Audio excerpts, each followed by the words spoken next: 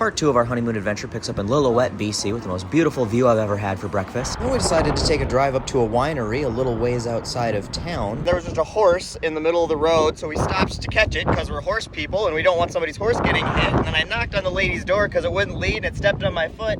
And apparently up here on Indian reservations, it's just legal to let your horse run around, and that's what they do with this one. So I guess we're just leaving a horse in the middle of the road, which feels wrong, but I guess what do? I don't ask questions on reservations. Just strolling away. Well, off to the winery. We went to a different winery and it was got broken into, so they were closed. So we found a different one to drive off to.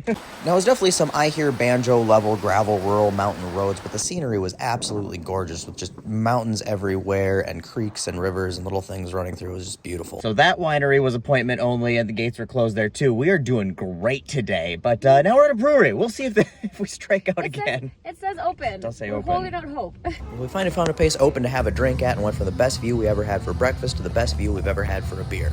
Well, we struck out on wineries today, so now we're playing pull tabs at a Lillooet bar. They're cheap here. I don't normally gamble. This is the first time I've ever voluntarily bought pull tabs without introducing somebody else to them. But hey, we're the newbies in Canada playing pull tabs, so let's see how this goes. We did not get a single playback. It says right on there, 1 to 10 odds. By just the odds alone, we should have had at least two. At least two.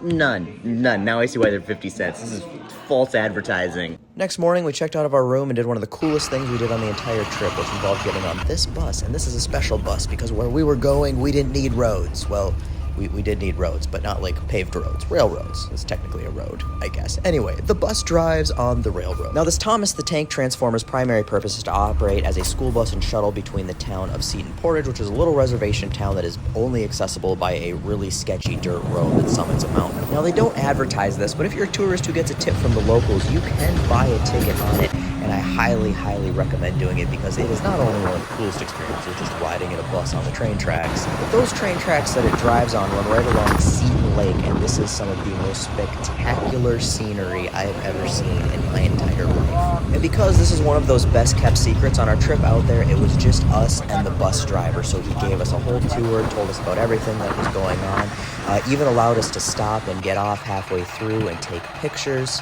I seriously cannot recommend this enough. If you ever go to Vancouver, this is worth the couple-hour drive up there because the scenery on the drive up is amazing and the views on this is amazing. There isn't a ton to do in Lillooet, but there's enough to spend the night and just go take this ride because this is just one of the coolest experiences I've ever had by far. Once you're in Seton Portage, there's not a whole lot to do, but the 15 minutes that the bus waits there gives you enough time to walk down to this little river, which is really pretty, some nice views, and you can enjoy that before jumping on the bus and heading back. And the views on the way back are even more stunning, seeing everything from the opposite angle that you weren't paying attention to out the back of the bus on your trip out there. And then, fun fact, we learned that this curve is the sharpest railway curve in North America, according to our driver, and not here, but a little bit further up the road, a train did derail from a rock slide, and one of the engines is still in the lake today. After our bus tour, we drove down to Pemberton where we'd spend the night, and we went to Beer Farmers Brewing. It was a cute little brewery down in the valley. Then the next morning, we checked out, stopped at this little lake that you can walk around on a boardwalk just outside of town, and some more sightseeing on the road down to the ferry for Vancouver Island. If you're enjoying coming along on our honeymoon journey, I should be posting a couple more parts sporadically.